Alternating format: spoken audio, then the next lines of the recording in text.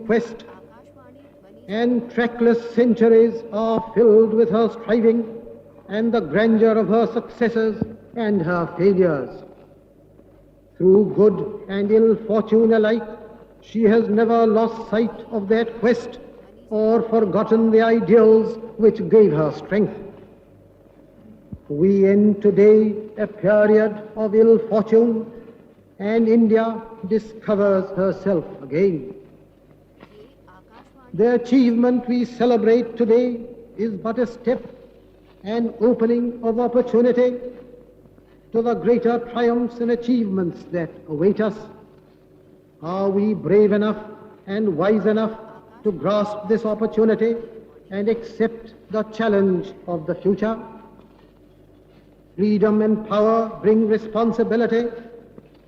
That responsibility rests upon this assembly, a sovereign body representing the sovereign people of India. Before the birth of freedom, we have endured all the pains of labor, and our hearts are heavy with the memory of this sorrow.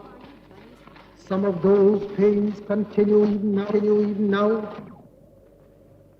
Nevertheless, the past is over, and it is the future that beckons to us now. That future is not one of ease or resting, but of incessant striving, so that we might fulfill the pledges we have so often taken and the one we shall take today. The service of India means the service of the millions who suffer.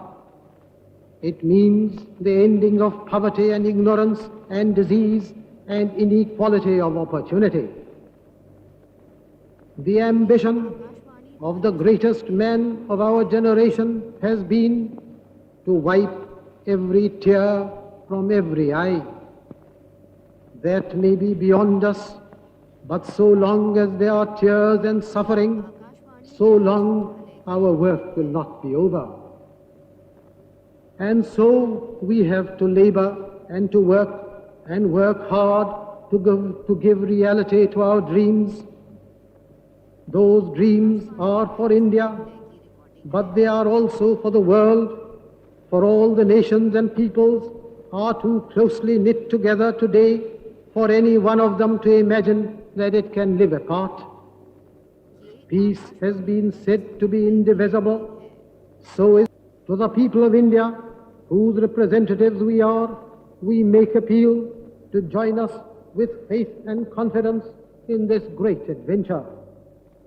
This is no time for petty and destructive criticism, no time for ill will or blaming others.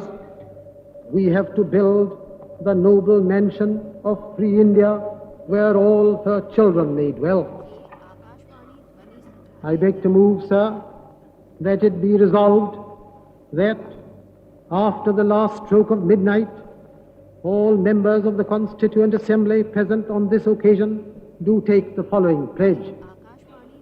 At this solemn moment, when the people of India, through suffering and sacrifice, have secured freedom, I, a member of the Constituent Assembly of India, do dedicate myself in all humility to the service of India and her people, to the end that this ancient land attain her rightful place in the world and make her full and willing contribution to the promotion of world peace and the welfare of mankind.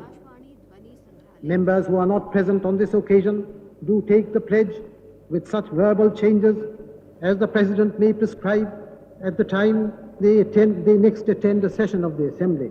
I beg to move, sir.